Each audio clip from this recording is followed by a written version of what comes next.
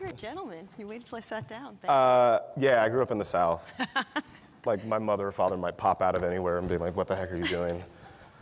So you founded the Blacklist in 2005. Yeah. And it's essentially like a crowdsourcing of scripts that people in town thought were just great scripts that were either in limbo or they hadn't gotten made or hadn't gotten attention. Initially, when you started it, what was your end goal? What would you hope would happen with this list? I mean, the end goal when I made the first Blacklist, which is just a survey of Hollywood's most liked unproduced screenplays, was finding good screenplays for me to read. It was a fundamentally selfish endeavor that I was sort of sourcing from the crowd and then sharing the benefits with everybody who participated. But there was no grand goal. Like if you had told me 14 years ago that this random list that I made, like to create a reading list for my winter vacation would become my primary sort of life vocation, I would have thought you were on very heavy drugs. So what was the shift? Why did it become your life's vocation? What was it about the list that caught people and made them realize this is something we need and this needs to be bigger than just a list? Yeah, I think that the sort of the daily torment of people working in Hollywood is that you're constantly trying to find good material to make and good writers who can write things that you're already trying to make well. And basically what I was providing was a menu of here's a bunch of good scripts and here's a bunch of good writers. And in trying to solve a problem for myself, I didn't realize that I was solving a problem for everybody else as well. And so the list itself, the first list, went viral very quickly and I think became an unofficial arbiter of taste on screenplays almost immediately. And then by 2010, this notion of a once yearly PDF that circulated via email had become kind of adorable. Like in the 4 intervening years, Facebook had gone sort of international, Twitter came into existence, iPhones came into existence, all these things that I think we take for granted now in terms of sharing information. Mm-hmm. And I wanted to build a resource where if I was looking for a great screenplay in March, or I was looking for a great action movie with a female lead over the age of 40, I could do that in a targeted way, basically Google for screenplays. So in 2010, I started building that with my now business partner, who is an engineer at Akamai Technologies. We launched that in October 2012, and then it quickly expanded that to a 2-sided marketplace so that anybody on earth who'd written an English language screenplay could upload their script, have it evaluated for a small fee, and if it was good, we would tell everybody in Hollywood, hey, pay attention to this. Mm-hmm. Like, this person can write, this is good. And I think that sort of opens a lot of doors and windows to Hollywood, which is historically a pretty closed shop. And I'm gonna brag for you. More than 250 Blacklist scripts have been produced as feature films, about 200 Academy Award nominations. Yeah. 37 wins? 50, so yeah, the numbers, the updated numbers, we just went through all of this again. Okay. So there have been 1,289 scripts on the annual Blacklist, over 400 produced, 52 Oscar wins from like 270 nominations, 4 of the last 9 Best Pictures, and 10 of the last 22 screenwriting Oscars. Wait. I don't deserve credit for the success of those movies. I want to be very clear about that. I didn't direct them, I didn't write them, I didn't gaff them, I didn't make craft service on them. What we did was create a system that allowed the industry to sort of reflect back upon itself and say, what is it that we truly love? What is it that we truly think is good? And hopefully, in so doing, we catalyze a lot of these projects into production, but a lot of them would have been made without us. Some of them wouldn't have.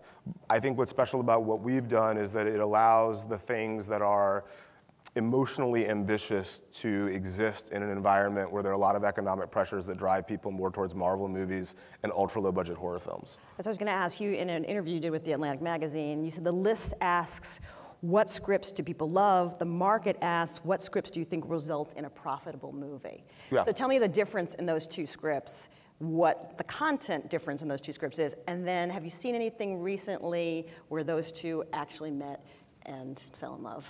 Well, so I sort of operate on the fundamental premise that actually, if you write a script that results in a lot of love, that it will be a script that's profitable. And I think one of the things that the Blacklist, I don't go so far as to say proves, but suggests strongly is that if you make a movie, if you start with a great screenplay, you have the best chance of being successful, and as part of that success includes profit. But no, I mean, look, I don't think one has to look much further than Black Panther to look at something that was an exceptionally executed screenplay but also sort of hit all of the marks for what we consider a conventionally successful commercial movie, to see that when you have great creative work, you can put it into the marketplace and it can defy all expectations, even if a lot of those initial expectations are deeply flawed. Do you think behind closed doors, though, there are people saying, you know, Black Panther, that's a unicorn? Oh, of course there are. I mean, they're wrong, but they're saying that. Why are they wrong? And why are they saying that? Well, they're saying it because it's a movie starring and about Black people. And I just, my sort of point of view on that is, how many unicorns do you need before you start believing that unicorns exist? You know, so the common rap on films about people of color in general is that, you know, it's fine, there's an audience in the US for them, but there's not really an audience abroad. Like, no one outside of the US wants to see people of color on screen. And that's adorable because, I mean, Coming to America made $200 million foreign 25 years ago. My favorite example is Big Mama's House 2, made $60 million foreign. There are countless examples of films that you know, are sort of across the range of, let's say, quality, that have performed incredibly well outside of the United States. The question really is not whether or not audiences abroad will go see people of color on screen. The question is, will people who are distributing the movies market those movies to audiences that are predisposed to see them? The idea that everybody outside of the United States goes to, on a weekly basis, soccer stadiums and routes for players of African descent, turns on their iPhones and listens to hip hop, arguably the most important cultural form worldwide over the last 40 years, but isn't comfortable with seeing those people on screen, it defies any rational explanation. I'm sort of interested in why you think people are interested in the blacklist in the way they are. Journalists have written about it in the New York Times, The Atlantic. What do you think is fascinating to journalists about this? I think that there's probably a few factors, the first of which is that the blacklist venerates writers, and writers are writing about the blacklist. I'm not unaware of that, that coincidence. No, look, I think the blacklist is one of those things that is not, we're not particularly well known outside of Hollywood, but it gives you a peek into how Hollywood functions. And obviously everyone is sort of interested in Hollywood and celebrity, and this is one way to examine the way Hollywood and celebrity function in a slightly more serious way, in one that sort of determines the way the film culture, at least, will sort of come into existence. And I think it also sort of functions primarily as a critique of that culture in many ways. When you started the blacklist, did you have to defend against it being corrupted in any way, that the system could be gamed in a way? Yeah, I mean, so I'm not naive enough to think that there aren't people that are campaigning to end up on the list, and certainly their agents campaign aggressively for their client script to end up on the list. Fundamentally, it's blind voting. So, like, no matter, and every year I get phone calls from agents after the list comes out, like, I'm pretty sure that my client script got 10 votes. And look, I might have made a counting mistake, so I go back and check, and then I call them back, and I'm like, look, 7 people lied to you that they were gonna vote for your client script. I don't need to tell you. But I think that one of the things that I'm sort of most hopeful about is that in the 13 years in which we've been doing it, you know, I think that the people who are voting, which are by and large Hollywood executives at major studios and production companies, recognize that the thing only has value if people are behaving with integrity in their voting. So while it is possible for a script to end up on the list, best case scenario, you drive a lot of attention to that script, a ton of people read it, realize that it's garbage, and then don't want to work with that writer anymore. But also, like, the people who most stand to benefit from the list being an accurate portrayal of the most liked scripts in Hollywood are also the people voting. So there's a strong incentive to sort of avoid, like, a problem of the commons. As you look back on it 13 years out, was there something about the way you did it that you think now, like, oh, that was kind of jacked up? Or maybe we should have done this differently? You know, honestly, no. It's sort of the reverse, where, like, when I think about it and I think about ways to make it improvements, I sort of realized that I lucked into what appears to be an optimal approach, right? Like, okay, like the timing. So everyone in Hollywood, for the most part, goes on vacation for 2 weeks in December into January, and a lot of people do a lot of reading during that time. I was looking for good scripts to read because I knew that it was going to be 2 weeks where I was going to be reading good scripts. I don't think I consciously thought, if I drop this document right before everybody goes on vacation, it will have the most possible impact, but I think that's the way it panned out.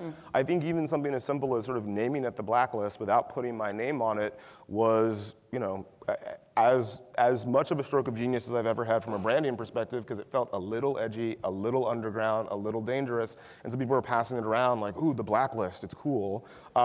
If I had been trying to create that, there's no way I would have been able to do that, so.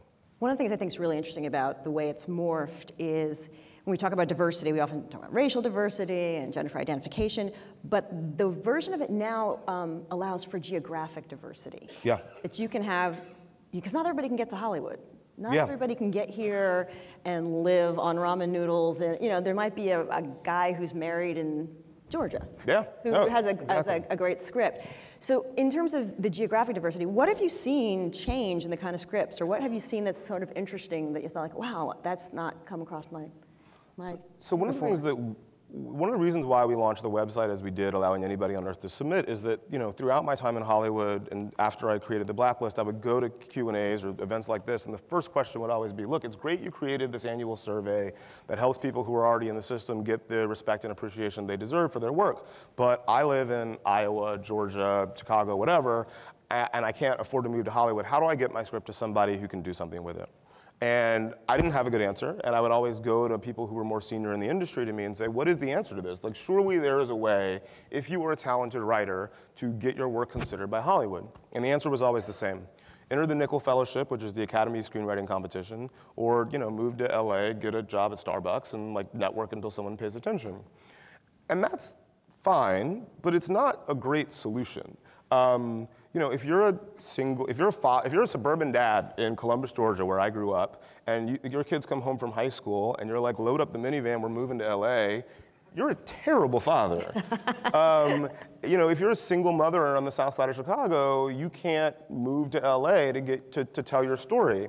And the consequence of that is that you have an industry that is disproportionately upper middle class, white, male, you know, folks who come from upper middle class environments, and if you look at sort of race, or class as a proxy for race in America, you end up with a industry that is not representative of the country or the world, or even your audience.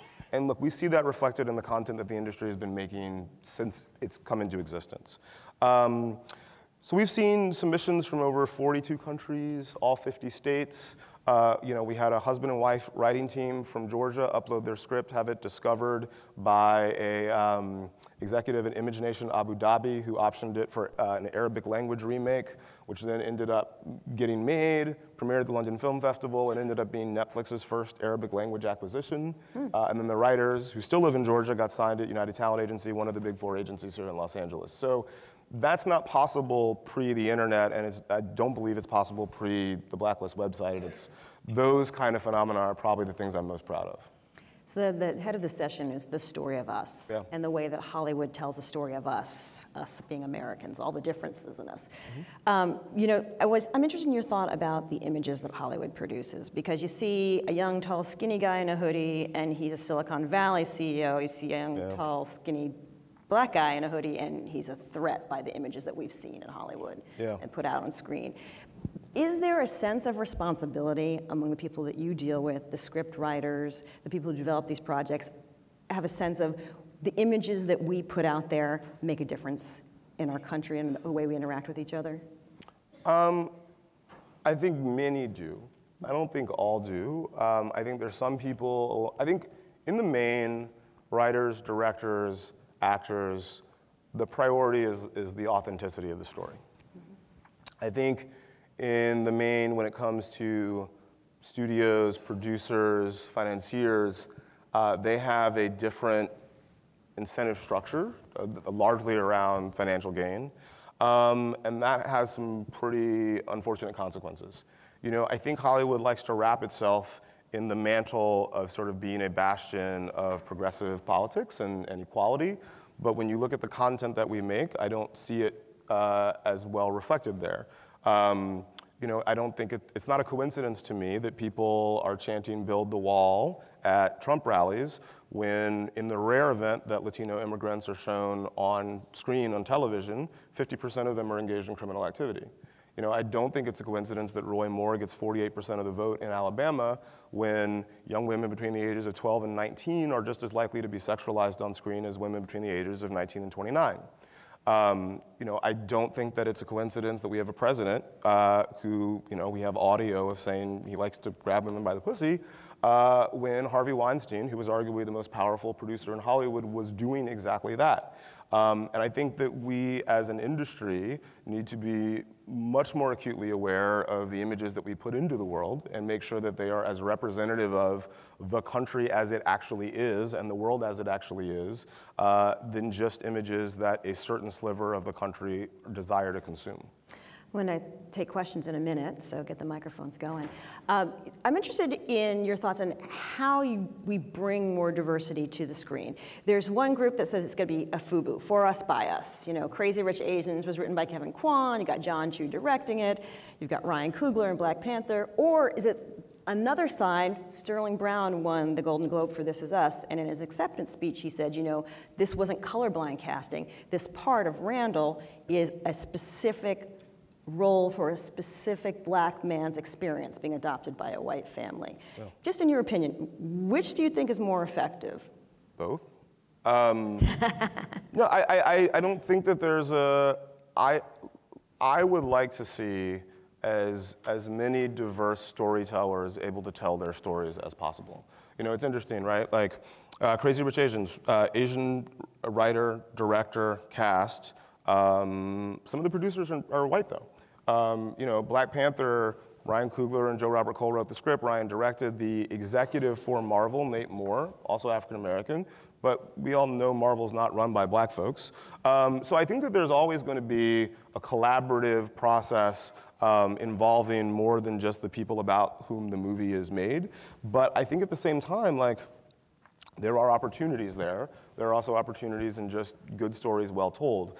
I just know that as somebody who grew up in West Central Georgia, who wanted to see as much of the world as possible, I want the opportunity to turn on my television, to go into a movie theater and see as much of the world or outer space or whatever from as many different perspectives as possible. I don't go to movies to see the same story about the same people over and over and over again.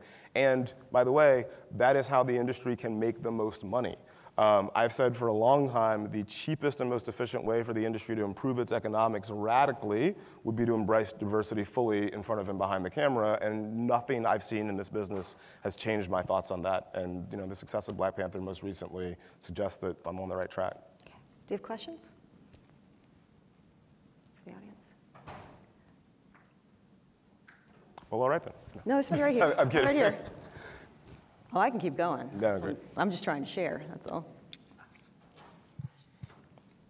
My name's Robert Potter. I'm with Bearded Media. But my question for you would be, what in your opinion is the job of media and entertainment and movies?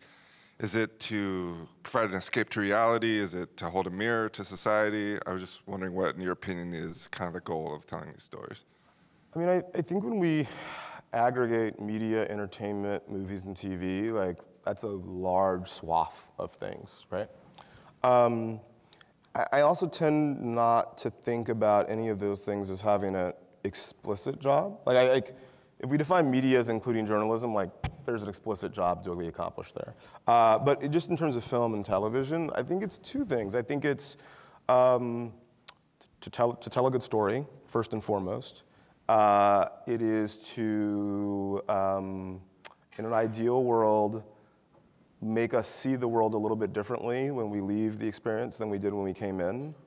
And I hope that it accomplishes the goal of laying bare our common humanity, which I think is a really important thing that we, I think, often lose sight of. That is an insufficient answer, but it's the best I have for right now. Got a question? Got a couple.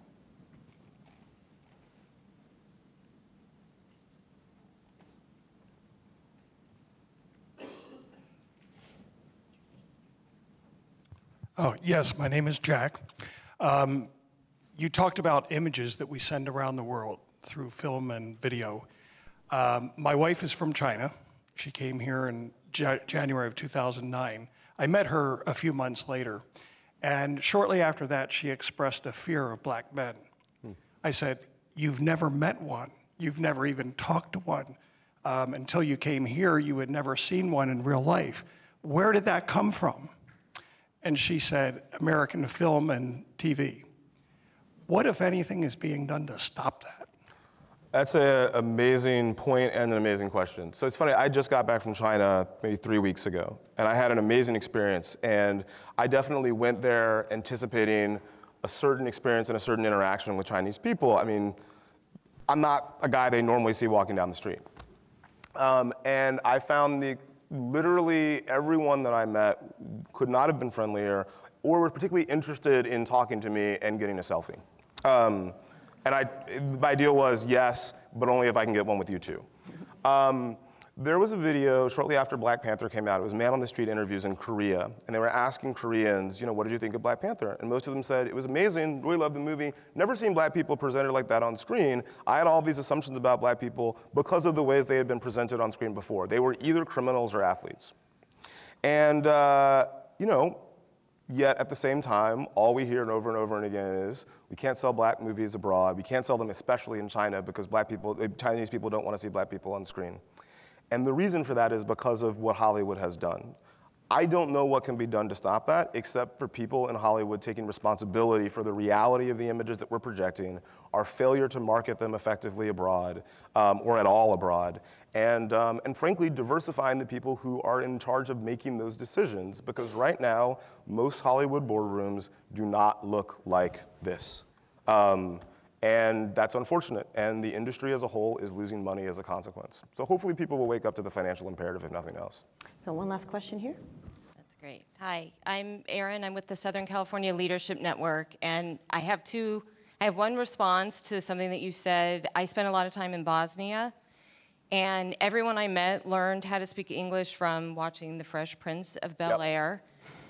The Cosby Show, and Michael Jordan was everywhere. And I was very encouraged, and so just responding to something you said. But one of the things that I'm discouraged about is rating systems. So we are avid moviegoers in the theater, and over the weekend we were reading a review, and they were saying that it was solo and it was not successful because it didn't make, what, 100 million? I can't remember. And I was like, really? Because the theater we were in was full. And then the merging, I think Rotten Tomatoes either was purchased by Fandango, I think it was, or... That's right, yeah. So to me, I feel like that is having a huge effect on people going to the movies, what they're seeing is successful. And I would love to hear your insights about that. I grew over time, so I try to be fast. Funnily enough, my business partner is from Bosnia, grew up in Sarajevo.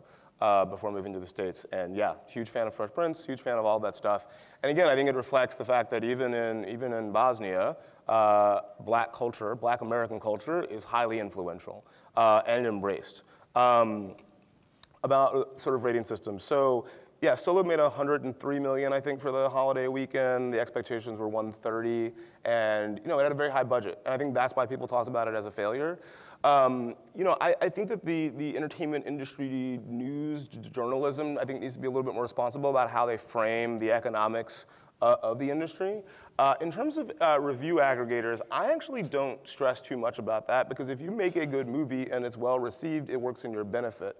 I think that a lot of people are afraid of, oh no, Rotten Tomatoes has too much power, because for years they were able to make a mediocre movie and rely on the fact that people would go pay to see it until word got out, and it was a lot harder to get word out. Now, if you make something that's not great, people know that Friday, because the second you go to a movie, you come out, you text or tweet at everyone you know, this wasn't good or this was good. And I think it just means that as an industry, we have to raise our game, aim a little bit higher in terms of the quality of the films we make, because the stakes are higher, the feedback loop is a lot faster, and the economic pressures are a lot more significant.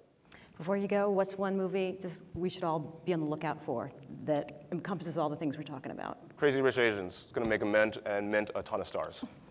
Leonard, thanks so much.